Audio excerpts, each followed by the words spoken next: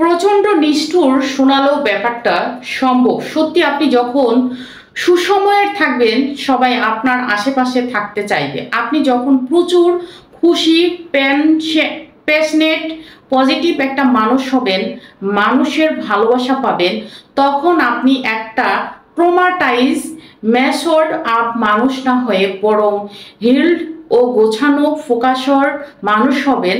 আপনাকে ভালোবাসতে চাইবে অনেকেই। অথচ আমরা ভেবে বসে থাকি কেউ একজন আসবে রক্ষাকর্তা হয়ে, যে সব বুঝবে, আপনাকে সামলাবে, আপনার দুঃখের সঙ্গী হবে, কিংবা আপনাকে একটু যত্ন করবে, সব ঠিক করে দেবে।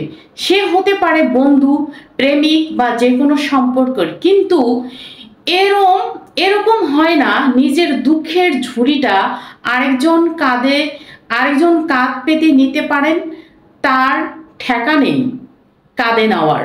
আপনি কেন এত কষ্ট পাচ্ছেন বা ভুল মানুষটি থেকে সরে আসতে পারছেন না? কখনো কি এর কারণ খুঁজে দেখেছেন? যদি কারণ খুঁজতে যান তবে সহজেই আপনি খুঁজে পাবেন। আপনি কারো না কারো উপর অনেক আবদার করেন, অনেক এক্সপেকটেশন করেন। আপনার মানসিক অস্তিত্বের একটি অংশ সম্পূর্ণভাবে কোনো এক নির্দিষ্ট মানুষের জন্য নির্ভর। আপনি নিজের জীবনে নিজের থেকেও অন্যকে প্রায়োরিটি বেশি দিয়ে ফেলেছেন।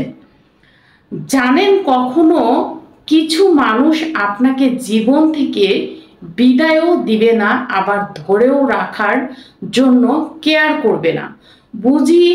বুঝিয়ে রেখে আপনার থেকে সুবিধা আদায় করে আপনার মানসিকভাবে অবহেলা করেই যাবে।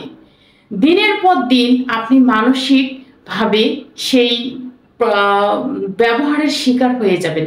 তাই এদের থেকে মুক্তি নিজ থেকে নিয়ে নিন, কারণ এসব মানুষ অস্তিত্বের এক অংশ নিয়ে তার এবিউজ করতে থাকে, অবহেলা দিয়ে। তাই নিজের শক্তি, মানসিক ক্ষমতা, স্পেশালি ভ্যালু ক্রিয়েট করুন।